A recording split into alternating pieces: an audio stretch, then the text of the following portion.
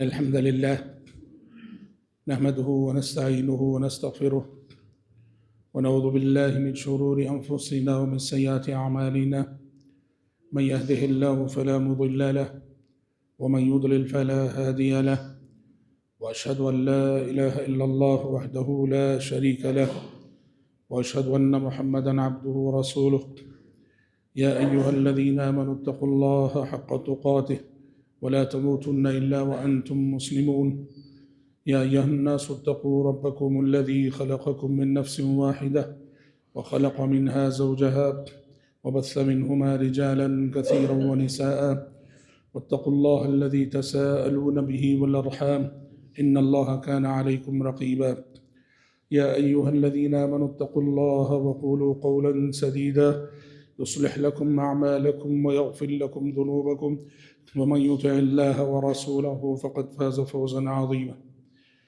أما بعد فإن خير الحديث كتاب الله وخير الهدي هدي محمد صلى الله عليه وسلم وشر الأمور محدثاتها وكل محدثة بدعة وكل بدعة ضلالة وكل ضلالة في النار. أعوذ بالله السميع العليم من الشيطان الرجيم من همزه ونفخه ونفسه. وقل لعبادي يقولوا التي هي أحسن إن الشيطان ينزغ بينهم إن الشيطان كان للإنسان عدوا مبينا. حضرات گرامی، ابھی خطبہ مسنونہ کے بعد میں نے آپ کے روبرو سورہ بنی اسرائیل کی ایک آیت پڑھی ہے۔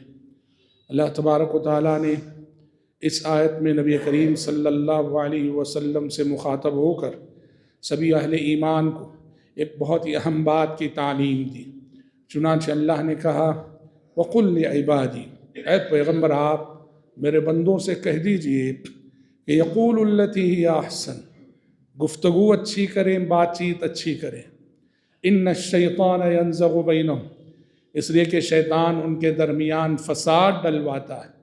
ان الشیطان کان للانسان عدوا مبینا، اور فساد اس لیے ڈلواتا ہے کہ وہ انسانوں کا کھلا دشمن ہے۔ اس آیت میں دیکھیے یہ بات بتائی گئی کہ شیطان کی جو کوشش ہوتی ہے اس دنیا میں، اس کو جن مقاصد کو لے کے وہ ہمارے پیچھے پڑا ہوا ہے، ان میں سے ایک ہمارے درمیان فساد ڈالنا، پھوٹ ڈالنا، اختلاف کا ماحول پیدا کرنا، لڑائی جھگڑے کو جنم دینا، دلوں میں محبت کی جگہ نفرت کو پیدا کرنا، یہ شیطان کا مشن ہے۔ اور یہ اختلاف کا ماحول پیدا کرنے میں، لڑائی جھگڑے کا ماحول پیدا کرنے میں کیسے کامیاب ہوتا ہے شیطان؟ میری اور آپ کی زبان کے غیر محتاط استعمال سے، زبان کی لغزشوں سے۔ اس لیے اللہ نے کہا کہ اے پیغمبر آپ میرے بندوں سے کہہ دیں، شیطان کی جانب سے پیدا ہونے والے اگر اختلافات سے بچنا چاہتے ہو، شیطان کی جانب سے پیدا کی جانے والی لڑائی اور جھگڑے کی صورتحال سے بچنا چاہتے ہو تو اپنی زبان کا صحیح استعمال کریں۔ اس لیے کہ جھگڑوں کا آغاز، اختلافات کا آغاز، لڑائیوں کا آغاز ہمیشہ زبان سے ہی ہوتا ہے۔ پہلے زبان چلتی ہے، تو میں ہوتی ہے، تکرار ہوتی ہے، اور اس کے بعد ہاتھ چلتے ہیں۔ زبان اگر قابو میں رہے گی، زبان حد میں رہے گی، زبان کا صحیح استعمال رہے گا، نہ اختلاف ہوں گے، نہ جھگڑے ہوں گے، نہ لڑائی ہوگی، اور نہ ہی محبت کی جگہ نفرت مل سکے گی۔ حضرات، اسلام جس معاشرے میں آئے، عرب کا معاشرہ، نبی کریم صلی اللہ علیہ وسلم جس معاشرے میں مبعوث ہوئے، وہ عرب کا معاشرہ، وہ عرب کا سماج لڑائی جھگڑے میں اپنی مثال نہیں رکھتا تھا۔ لڑنے جھگڑنے والا معاشرہ، لڑنے بھڑنے والا معاشرہ، لڑنے کے لیے بہانا چاہیے تھا۔ چھوٹی چھوٹی ریزن سے شروع ہونے والی لڑائی سالوں کی جنگ میں تبدیل ہو جایا کرتی تھی۔ صدیوں سے دشمنیاں چلی آ رہی تھی، قبیلہ قبیلے کا دشمن، قوم قوم کی دشمن، بستی بستی کی دشمن۔ اللہ کے نبی صلی اللہ علیہ وسلم ایسے ماحول میں مبعوث ہوئے جہاں دشمنیاں سر چڑھ کر بول رہی تھی، جہاں قدم قدم پہ لڑائیاں تھیں، جھگڑے تھے، سلسلہ وار جھگڑے تھے۔ اللہ کے نبی صلی اللہ علیہ وسلم دنیا میں محبت کے علم بردار بن کر آئے، محبت کا پیغام لے کر آئے، صلح و صفائی کا پیغام لے کر آئے۔ آپ کے آنے سے یہ دشمنیاں ختم ہوئیں، نفرتیں ختم ہوئیں، دلوں میں محبت آئی، لڑائی جھگڑے کا ماحول ختم ہوا۔ کل تک جو ایک دوسرے کے خون کے پیاسے تھے، آج وہ سگے بھائیوں سے زیادہ ایک دوسرے سے محبت کرنے لگے۔ قرآن اسی احسان عظیم کو سورہ آل عمران میں ذکر کرتے ہوئے کہتا ہے وَاذْكُرُوا إِذْ كُنْتُمْ أَعْدَاءً فَأَلَّفَ بَيْنَ قُلُوبِكُمْ فَأَصْبَحْتُمْ بِنِعْمَتِهِ إِخْوَانًا۔ اے لوگو، یاد کرو ان سالوں کو، یاد کرو اپنے اس ماضی کو جب تم ایک دوسرے کے دشمن تھے، ایک دوسرے کے خون کے پیاسے تھے۔ اللہ نے تمہارے درمیان نبی کو بھیج کر فَأَلَّفَ بَيْنَ قُلُوبِكُمْ، تمہارے دلوں میں الفت پیدا کی، محبت پیدا کی۔ فَأَصْبَحْتُمْ بِنِعْمَتِهِ إِخْوَانًا، اور اللہ کے احسان سے تم سب اپنی سابقہ دشمنیوں کو بھلا کر آپس میں بھائی بھائی بن گئے۔ اوس اور خزرج مدینے کے دو مشہور قبیلے تھے۔ انصار جسے ہم بولتے ہیں نا، انصار، آدھے انصار اوس کے تھے، آدھے انصار خزرج کے تھے۔ کتنی فضیلتیں ہیں۔ اسلام سے پہلے یہ دونوں متحارب قبیلے تھے، آپس میں ایک دوسرے کے دشمن قبیلے تھے، ان کے درمیان سالوں سے دہائیوں سے لڑائیاں چل رہی تھیں، مگر پیارے نبی کیا آئے، یہی اوس اور خزرج دوست بن گئے، بھائی بھائی بن گئے۔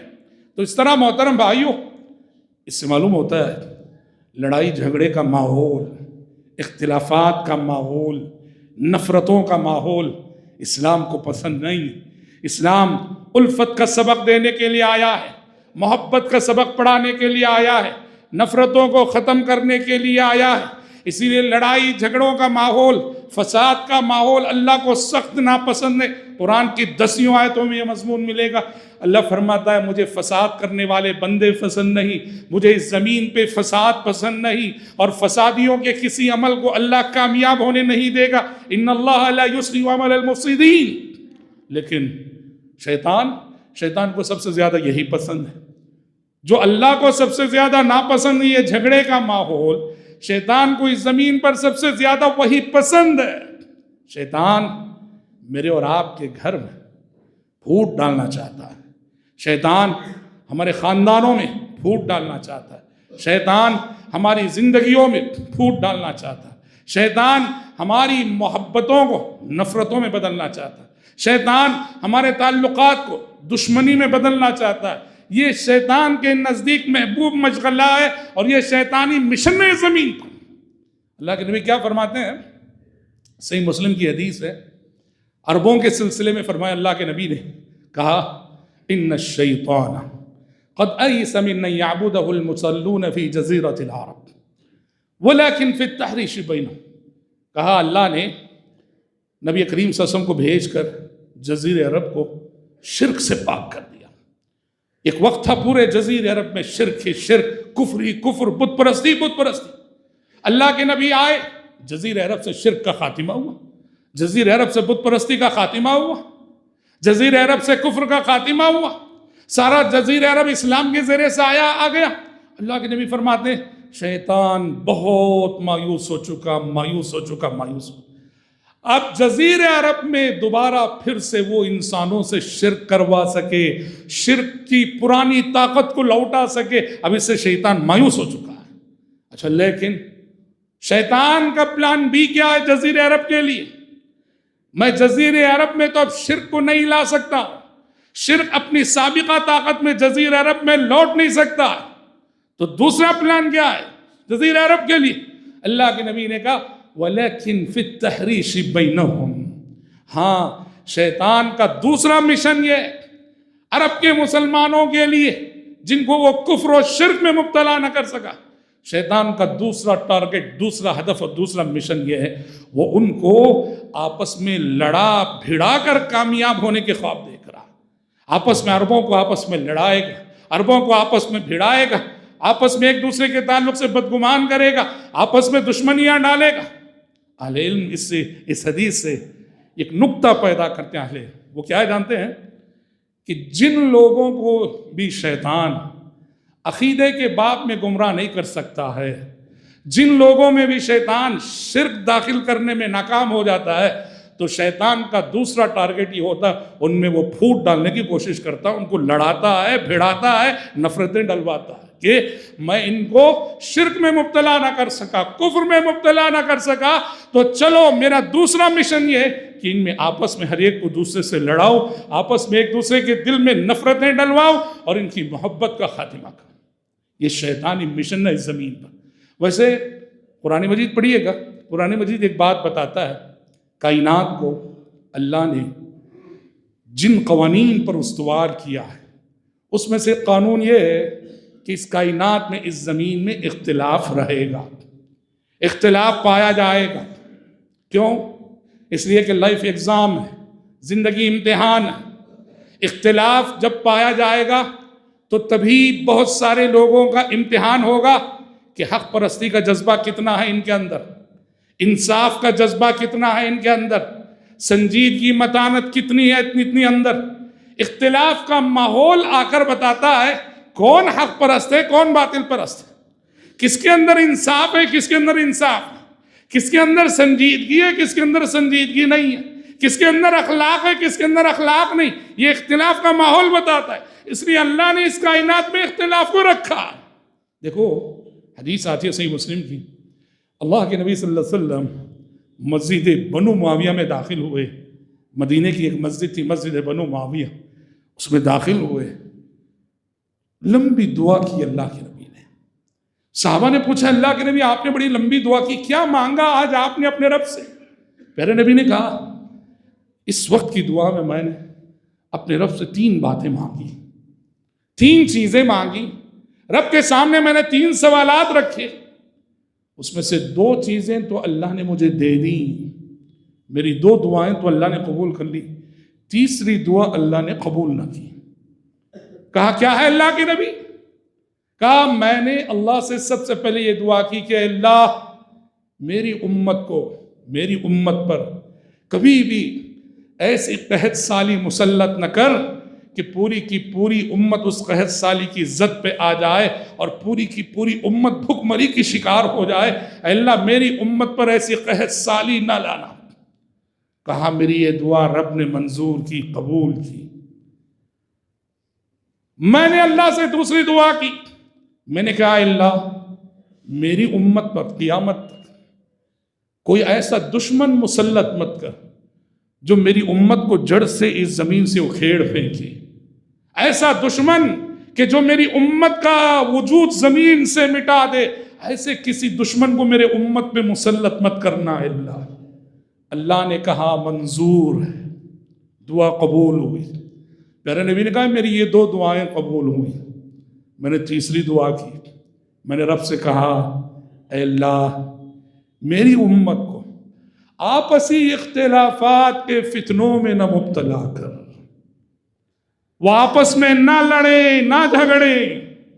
اللہ رب العزت نے یہ دعا قبول نہ کی، یہ دعا منظور نہ ہوئی۔ کیا مطلب ہے؟ اب مطلب یہ ہوا اختلافات رہیں گے، پیدا ہوں گے، چلیں گے۔ اس کائنات کے نظام کو اللہ جن قوانین پہ استوار کیا اس میں سے یہ چیز ہے، لیکن مجھے اور آپ کو کرنا کیا ہے؟ میرا اور آپ کا کردار، یہی ہمارا امتحان ہے۔ پہلی بات، کبھی بھی کہیں بھی اختلاف ہو، کوشش کرو کہ اختلاف شروع کرنے والے تم نہ بنو، اختلاف پیدا کرنے والا میں نہ بنوں۔ میری وجہ سے خاندان میں اختلاف نہ ہو، میری وجہ سے گھر میں اختلاف شروع نہ ہو، میری وجہ سے جماعت اور جمعیت میں اختلاف شروع نہ ہو، میری وجہ سے ہماری صفوں میں اختلاف شروع نہ ہو۔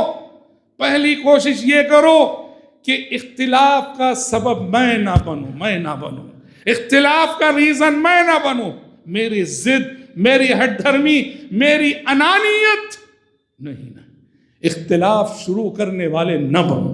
دوسری چیز، جب اختلاف شروع ہو جاتا ہے نا، اختلاف کو بڑھاوا دینے والے نہ بنو، اختلاف کو بڑھاؤ مت، اختلاف کو بڑھاؤ مت، نہ شروع کرنے والے بنو، نہ اختلاف کو ہوا دینے والے بنو، نہ اختلاف کو بڑھاوا دینے والے بنو۔ بننا ہے تو کیا بننا ہے؟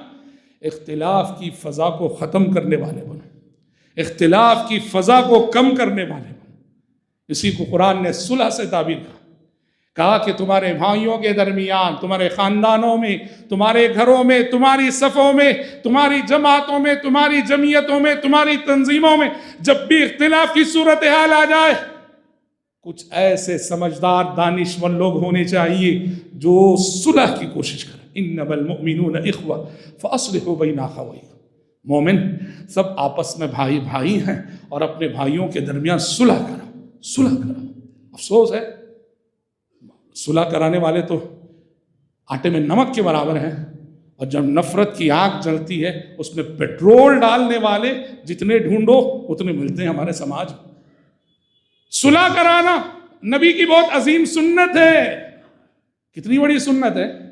دیکھو پوری زندگی میں اللہ کے نبی نماز میں 2-3 دفعہ مسبوق ہوئے، پوری زندگی میں۔ مسبوق کا مطلب کیا ہے؟ نماز شروع ہو گئی، آپ صلی اللہ علیہ وسلم اقامت کے بعد آ کے نماز میں شامل ہوئے، یہ پوری زندگی میں 2 یا 3 بار۔ ایک تو مرض الموت میں، زندگی کے آخری ایام میں، اور ایک مرتبہ آپ طہارت کے لیے گئے تھے، قضاء حاجت کے لیے آنے میں تاخیر ہوئی۔ تیسرا موقع تھا جب اللہ کے نبی مسبوق ہوئے، بنو عمرو ابن عوف میں جھگڑا ہو گیا، اختلافات ہو گئے، نبی کریم صلی اللہ علیہ وسلم کو پتہ چلا، فوراً تشریف لے گئے، آپ تشریف لے گئے، لڑنے والوں سے کو بٹھایا آپس میں، سب کی بات سنی اور سب کے درمیان صلح کرائی اللہ کے نبی نے۔ ادھر آپ صلح کرانے میں مشغول ہیں، یہ نماز کا وقت داخل ہو چکا، اذان ہو چکی، اقامت کا وقت آ چکا، پیارے نبی مشغول ہیں۔ بلال نے ابو بکر سے کہا، ابو بکر اللہ کے نبی مشغول ہیں صلح میں، ابھی آپ تشریف نہیں لا، آگے بڑھیے، نماز پڑھائیے۔ ابو بکر آگے بڑھے، نماز پڑھانے لگے۔ اللہ کے نبی جب تشریف لائے، پہلی رکعت ہی چل رہی تھی، اللہ کے نبی جیسے ہی صفوں میں داخل ہوئے، لوگوں نے تالیاں ہتھیلی پہ مارنا شروع کیا، ابو بکر کو اطلاع دینے کی نبی آ چکے ہیں۔ ابو بکر محسوس کر لیے نبی کی آمد، پیچھے ہٹنے لگے۔ اللہ کے نبی نے اشارہ کیا، وہیں کھڑو، پر ابو بکر پیچھے ہٹ گئے۔ اللہ کے نبی آگے بڑھے، امام بن گئے، نماز پڑھائی، سلام پھیرا۔ ابو بکر سے کہا، ابو بکر میں نے اشارہ کیا کہ وہیں کھڑو، کیوں ہٹ گئے؟ تو ابو بکر نے کہا کہ ابن ابی قحافہ، ان کے والد کا نام تھا ابو قحافہ، ابو قحافہ کے بیٹے کی کیا مجال کہ اللہ کے نبی کے ہوتے ہوئے اللہ کے نبی کی امامت کرے گا۔ ہاں، پھر لوگوں سے اللہ کے نبی نے کہا، تم نے تالیاں کیوں بجائی، ہتھیلی پہ کیوں مارا؟ سبحان اللہ، نماز میں اگر اس طرح کی کوئی چیز ہو جائے، سبحان اللہ کہا کرو۔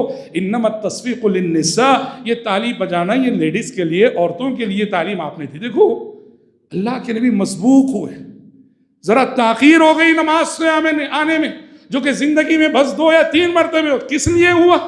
صلح کرا رہے تھے آپ۔ تعلقات میں جو بگاڑ آ چکا تھا، ان تعلقات میں اللہ کے نبی صلی اللہ علیہ وسلم نفرتیں جو آ چکی تھی اسے دور کر کے آپ صلی اللہ علیہ وسلم محبت کا پیغام دے رہے تھے۔ اسے یاد رکھو، لڑائی جھگڑے کا ماحول اسلام کو ناپسند ہے، اور جو لڑائی جھگڑے کو ناپسند کرے وہ کتنا پسند ہے۔ دیکھیے 2 حدیثیں ہیں، ان دونوں حدیثوں کو میں 2 کردار پیش کیے گئے ہیں۔ ایک ہے وہ کردار جو لڑائی جھگڑے کا کردار ہے، صحیح حدیث ہے، کیا فرماتے ہیں اللہ کے نبی؟ ان ابغض الرجال الى اللہ الالد الخصم، کہا اللہ کے نزدیک سخت ناپسندیدہ ہے، صرف ناپسندیدہ نہیں، سخت ناپسندیدہ۔ مطلب یہ ہے اللہ اس بندے کو سخت ناپسند کرتا ہے۔ کون کیا صفت؟ الالد الخصم، جو سخت قسم کا جھگڑالو ہوتا ہے، جس کے مزاج میں جھگڑے کا مزاج ہو، جو جھگڑے کا مزاج رکھتا ہو، وہ جہاں رہتا ہے جھگڑا ہوتا ہے، اس کی زبان کھلتی ہے تو جھگڑا ہوتا ہے، جھگڑا ہونے کے لیے اسے بہانہ چاہیے، وہ جہاں رہتا ہے جھگڑے پیدا کرتا ہے۔ ایسا شخص جو سخت قسم کا جھگڑالو ہوتا ہے، لڑائی کا ماحول پیدا کرتا ہے، اور ہمیشہ کل اس سے لڑ رہا ہے، آج اس سے لڑ رہا ہے، پرسوں کسی اور سے لڑ رہا ہے، اللہ کے نبی فرماتے ہیں ایسا جھگڑالو مزاج انسان اللہ کو سخت ناپسندیدہ۔ ابغض الرجال، جھگڑالو مت بنو، اللہ کے ناپسندیدہ ہو جاؤ گے۔ اور جو جھگڑے کو ناپسند کرے اسے شریعت نے کس نظر سے دیکھا ہے؟ اللہ اکبر۔ اللہ کے نبی فرماتے ہیں انا زعیم ببیت فی ربض الجنہ لمن ترک المراء وان کان محقا، کہ آپ امن پسند ہیں صلح پسند ہیں، جھگڑا آپ کو ناپسند ہے، آپ کبھی جھگڑنا نہیں چاہتے ہیں، جھگڑے کی جگہ رہنا نہیں چاہتے ہیں، جھگڑے کا ماحول آپ کو ناپسند ہے، حتیٰ کہ آپ کا حق ہے سامنے والا دینا ہے، آپ کا حق ہے وہ، اور سامنے والا دینا ہے، مگر آپ کو لگ رہا ہے کہ اب میں جا کے اس سے میرا حق پوچھوں گا، مانگوں گا، جھگڑا کرے گا، اور آپ جھگڑے کو نہیں چاہتے ہیں، تو آپ اس سے کہہ دیتے ہیں سیدھے سادے انداز میں، بھائی میرا حق ہے دے دو، نہیں دیتے ہو میں لڑوں گا نہیں، حشر کی عدالت میں دیکھ لوں گا تم کو، بس حشر کی عدالت میں دیکھ لوں۔ اللہ کے نبی فرماتے ہیں کہ ایسا بندہ جو محض لڑائی اور جھگڑے کو ناپسند کرتے ہوئے اپنے حق کو چھوڑ دیتا ہے اس دنیا میں، کہ اب میں حق کو حاصل کرنا ہی چاہوں گا تو جھگڑا ہوگا، اور میں جھگڑا نہیں چاہتا ہوں۔ اللہ کے نبی کہہ رہے ہیں میں گارنٹی دیتا ہوں ایسے بندے کو جنت الفردوس میں ایک محل کی، میں گارنٹی دیتا ہوں، میں ضمانت دیتا ہوں اس شخص کو جنت الفردوس میں ایک محل کی جو محض جھگڑے سے بچنے کے لیے اپنے حق کو چھوڑ دیتا ہے۔ غور کیجئے، جھگڑے سے بچنے کا مزاج اللہ کو کتنا پسندیدہ، اور جھگڑے سے بچنے والا انسان اللہ کے نزدیک کتنا محبوب ہے، اور جو جھگڑالو مزاج ہوتا ہے وہ کتنا ناپسندیدہ ہے۔ اس لیے یاد رکھو، جہاں جھگڑا ہوتا ہے، لڑائی ہوتی ہے، وہاں سے رحمتیں رخصت ہو جاتی ہیں، رحمت الہی رخصت ہو جاتی ہیں، وہاں رحمت نہیں ہوتی، وہاں رحمت کے فرشتے نہیں ہوتے، جہاں جھگڑے کا ماحول ہوتا ہے۔ اللہ اکبر، مشہور حدیث ہے، اللہ کے نبی صلی اللہ علیہ وسلم کو ایک مرتبہ رمضان کا مہینہ تھا، صحابہ کو، نبی کو جستجو تھی کہ آخر شب قدر کون سی رات ہے، ابھی آپ کو بتایا نہیں گیا تھا۔ ہوا ہے کہ ایک رات اللہ کے نبی کو بتا دیا گیا، یا وحی کے ذریعے آپ کو بتا دیا گیا کہ اس رمضان میں فلاں رات شب قدر ہے۔ اللہ کے نبی شب قدر کا علم ہونے پر آپ صلی اللہ علیہ وسلم صحابہ کو خبر دینے کے لیے اپنے حجرے سے نکلے، اور جیسے حجرے سے نکلے دو آدمیوں کو پایا آپس میں لڑ رہے ہیں، جھگڑ رہے ہیں۔ اللہ کے نبی نے جیسے ہی ان دونوں انسانوں کا جھگڑا دیکھا، ان دونوں انسانوں کی لڑائی دیکھی، وہ شب قدر کا علم آپ کے حافظے سے اٹھا لیا گیا، بھلا دیے گئے، آپ بھول گئے آپ۔ اللہ کے نبی نے صحابہ سے فرمایا، لوگوں مجھے بتایا گیا تھا کہ شب قدر کون سی ہے، اور نکلا بھی تھا میں تمہیں بتانے کے لیے کہ شب قدر کون سی ہے، لیکن فلاں اور فلاں کو جھگڑا کرتے ہوئے دیکھا، رب العزت نے اس علم کو اٹھا لیا۔ اللہ اللہ، کیا معلوم ہوتا ہے؟ جہاں جھگڑے ہوتے ہیں وہاں سے رحمت الہی رخصت ہو جاتی۔ اس لیے بچوں اپنے گھر میں جھگڑے کا ماحول پیدا کرنے سے، بچوں اپنے خاندانوں میں جھگڑے کا ماحول پیدا کرنے سے، سمجھ رہے ہیں؟ اور ذمہ دار کون ہے؟ جس کی وجہ سے یہ ماحول بنتا ہے، سارے جھگڑوں کا، ساری مصیبت کا ذمہ دار وہ شخص ہوتا ہے۔ کیا ہوتا ہے جانتے ہیں؟ جہاں جھگڑا ہوتا ہے، گھر ہو، خاندان ہو، جماعت ہو، جمعیت ہو، تنظیم ہو، انجمن ہو، ہماری صفے، کچھ بھی ہو، جہاں جھگڑا ہوتا ہے وہاں کیا ہوتا ہے جانتے ہیں؟ ایک تو ترقی رک جاتی ہے، ترقی رک جاتی ہے۔ جہاں جھگڑے ہوتے ہیں وہاں ترقی رک جاتی ہے۔ جن گھروں میں میاں بیوی لڑتے ہیں نا، صبح لڑائی شام لڑائی، دیکھو ان گھروں میں بچوں کی تعلیم کی صورتحال کیا ہوتی ہے۔ نہ بچے اسکول جاتے ہیں، نہ بچے کالج جاتے ہیں۔ کیوں؟ صبح شام ماں باپ کے جھگڑے دیکھ رہے ہیں، جھگڑوں کا ماحول ہے۔ جہاں جھگڑوں کا ماحول ہوتا ہے وہاں ترقی رک جاتی ہے۔ اور دوسری چیز، جہاں جھگڑوں کا ماحول ہوتا ہے وہاں کبھی کوئی پازیٹیو کام نہیں ہوتا، مثبت کام نہیں ہوتا، ہمیشہ منفی، ذہن منفی، سوچ منفی، فکر منفی، خیال منفی، سازشی ذہن ہوتا ہے، تبصرے ہوتے ہیں، تنقیدیں ہوتی ہیں، زندگی برباد ہوتی ہے، عمر برباد ہوتی ہے، وقت برباد ہوتا ہے۔ صبح تبصرے، شام تبصرے، صبح کہانیاں، شام کہانیاں، کوئی اچھا کام نہیں ہوتا، کوئی مثبت کام نہیں ہوتا، اور ان سب کا اثر سیدھے سیدھے انسان کی صحت پہ پڑتا ہے، انسان کی صحت پہ پڑتا ہے، ڈپریشن کا شکار ہوتا ہے انسان۔ گھر میں کتنی خواتین کو ڈپریشن کی شکایت، کتنے مردوں کو ڈپریشن کی شکایت، خواتین کو شکایت ڈپریشن کی ہے، شوہر ظالم ہے، اولاد کو شکایت ڈپریشن کی ہے، ماں باپ جھگڑنے والے ہیں، ماں باپ ڈپریشن کے شکار ہے کہ اولاد جو ہے نااہل نکل چکی ہے. الغرض ہماری صورتحال، ہماری بد اخلاقیاں، ہماری نفرتیں، ہماری عداوتیں، ہماری دشمنیاں ہمارے گھروں کے ماحول کو بگاڑنے میں اور ہماری صحت کو بگاڑنے میں لگی. اسی لیے نبی کی سنت کیا تعلیم دیتی ہے. اللہ کے نبی صلی اللہ علیہ وسلم فرماتے ہیں، اور آپ کی سیرت کا پیغام یہ ہے کہ جہاں کہیں یہ جھگڑے کا ماحول بنے، شیطان لڑائی کی صورتحال لا لے، فوراً تدارک کرو اور شیطان کو اپنے اوپر ہنسنے نہ دو. اللہ کے نبی کیسے کرتے تھے؟ سیرت کو کبھی اسنائیے سے پڑھیے، اللہ کے نبی کی لائف ہسٹری کو. اللہ کے نبی صلی اللہ علیہ وسلم جھگڑے کا صحابہ کے درمیان سب انسان تھے، بشر تھے، وہ ماحول کبھی کبھار شیطان پیدا کر دیتا تھا، لیکن اللہ کے نبی صلی اللہ علیہ وسلم فوراً کیسے تدارک کرتے تھے. ہزار جھگڑے ہوں، ایک سمجھدار انسان، دانشور انسان اور انصاف پسندی کا مزاج رکھنے والا انسان، صلح کی تڑپنے والا انسان ہونا، 100 جھگڑے اس سے حل ہوتے ہیں. اللہ کے نبی صلی اللہ علیہ وسلم صحابہ کے درمیان کبھی اس طرح کا ماحول بن جاتا، کیسے اللہ کے نبی فوراً تدارک کرتے، اس کو طویل ہونے نہ دیتے، ایسے مسائل کو لمبا نہ لے جانے دیتے. اللہ کے نبی وہیں ختم کر دیتے. ایک سفر میں تھے، پن گھٹ پہ جھگڑا ہو گیا، پانی لینے کی جگہ پن گھٹ پہ جھگڑا ہوا. کس میں جھگڑا ہوا؟ ایک مہاجر اور ایک انصاری میں.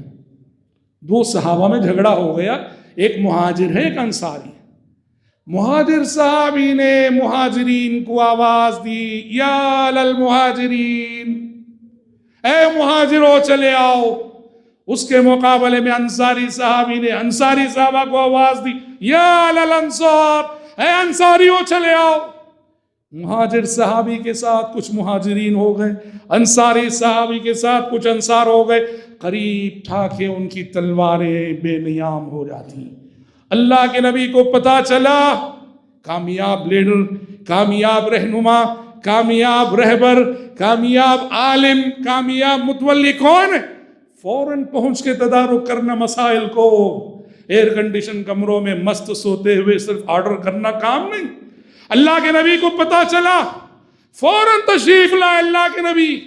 دیکھا ادھر مہاجرین ہے، ادھر انصار ہے، اور سب کی تلواریں قریب ہیں بے نیام ہونے کے لیے. اللہ کے نبی نے کہا، دعوها فإنها منتنہ، دعوها فإنها منتنہ. آپ نے کہا یہ بدبودار نعرے ہیں، چھوڑ دو ان بدبودار نعروں.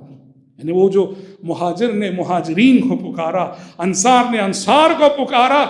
کبھی بھی جھگڑا جب ہوتا ہے تو کیا دیکھنا چاہیے؟ حق پر کون ہے، غلط کون ہے، حق پر رہنے والے کا ساتھ دینا چاہیے. یہ نہیں دیکھنا چاہیے کہ میرا کون ہے. ایک ہندو ہے ایک مسلمان ہے، جھگڑ رہے ہیں، آپ محض اس لیے مسلمان کا ساتھ دے دیں گے وہ مسلمان ہے، غلط ہے. پہلے آپ دیکھو کہ جھگڑے کا ریزن کیا ہے. ہو سکتا ہے وہ ہندو حق پر ہو، ہندو اگر حق پر ہے تو آپ کو ہندو کا ساتھ دینا پڑے گا. جھگڑوں کے موقع پہ شریعت کی تعلیم یہ ہے کہ جو انصاف کا علم بردار ہوتا ہے، جس کی جانب حق ہوتا ہے، اس کا ساتھ دو. اس لیے اللہ کے نبی نے ان صحابہ سے کہا، دعوها فإنها، یہ بدبودار نعرے چھوڑ دو ان نعروں کو. میں اسی لیے تو آیا ہوں ان بدبودار اور جاہلیت کے نعروں کو ختم کرنے کے.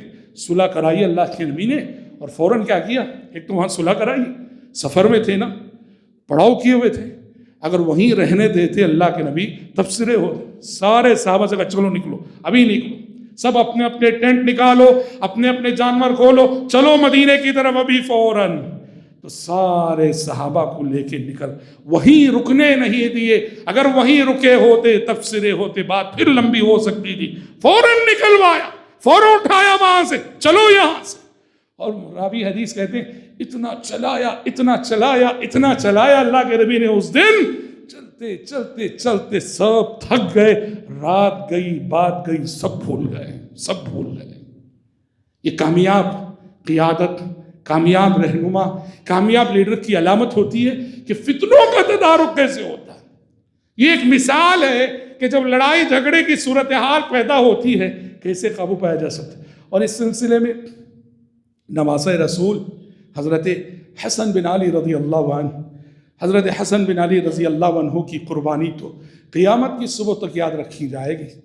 جب جنگ جمل، جنگ صفین وغیرہ کا ماحول بن چکا، صحابہ 2 حصوں میں بٹ چکے تھے. اجمی سازش نے، اجمی ذہن نے، یہودی سازش نے، عبداللہ بن سبا کی تحریک نے مسلمانوں کی صفوں میں انتشار کی صورتحال پیدا کر دی۔ صحابہ دو حصوں میں بٹ چکے تھے، اور اس حالت میں خلافت حضرت حسن بن علی کے ہاتھ میں آئی۔ حضرت حسن نے دیکھا کہ امت محمد دو حصوں میں بٹی ہوئی ہے، امت محمد دو دھڑوں میں بٹی ہوئی ہے۔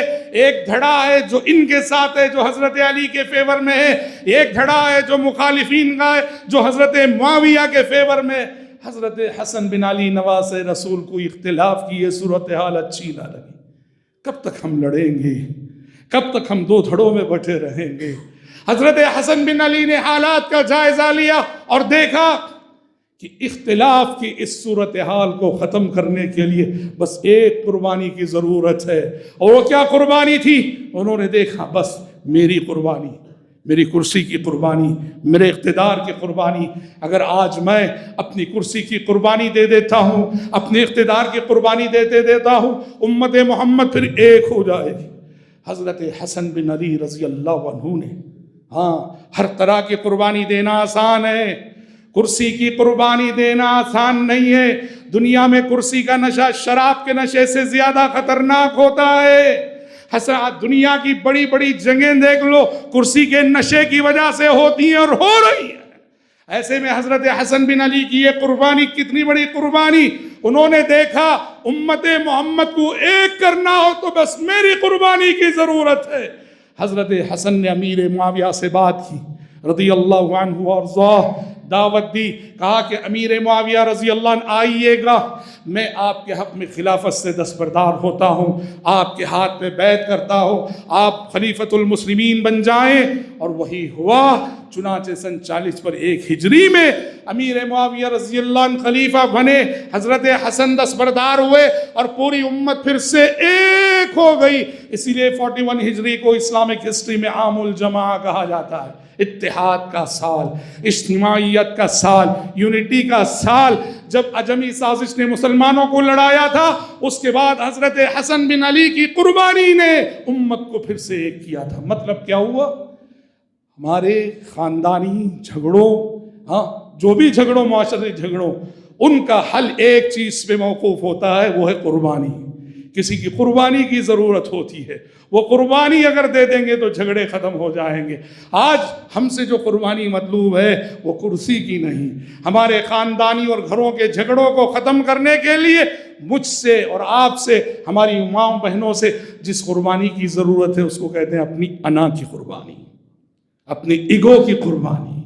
ہمارے خاندانی جھگڑوں کا سارا دار و مدار ایک شخص کی انا پہ ہوتا ہے، ایک خاتون کی انا پہ ہوتا ہے، ایک مرد کی انا پہ ہوتا ہے، ایک فرد کی انا پہ ہوتا ہے۔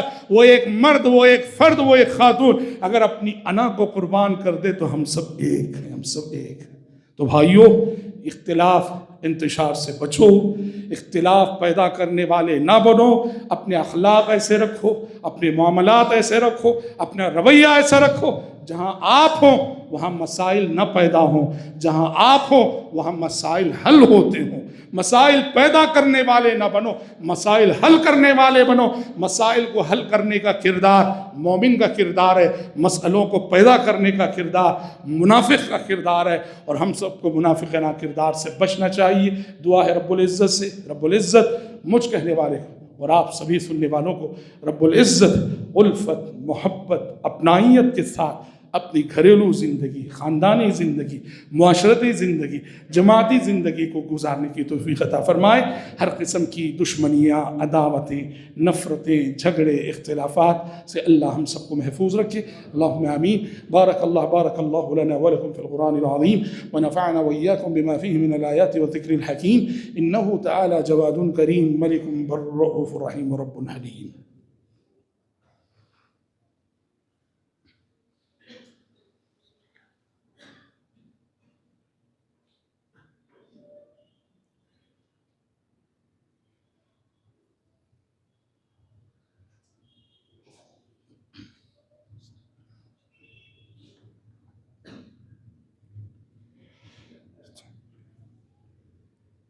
إن الحمد لله نحمده ونستعينه ونستغفره ونعوذ بالله من شرور أنفسنا ومن سيئات أعمالنا، من يهده الله فلا مضل له ومن يضلل فلا هادي له، وأشهد أن لا إله إلا الله وحده لا شريك له، وأشهد أن محمدا عبده ورسوله.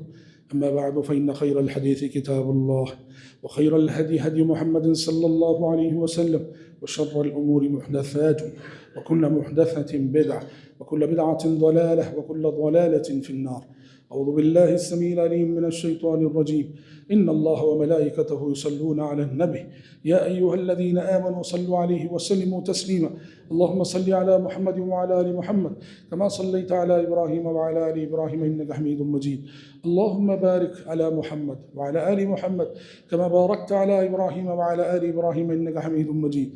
وصل على جميع الأنبياء والمرسلين والملائكة المقربين والخلفاء الراشدين. اللهم انصر من نصر دين محمد صلى الله عليه وسلم واجعلنا منهم آمين، واخذل من خذل دين محمد صلى الله عليه وسلم ولا تجعلنا منهم آمين.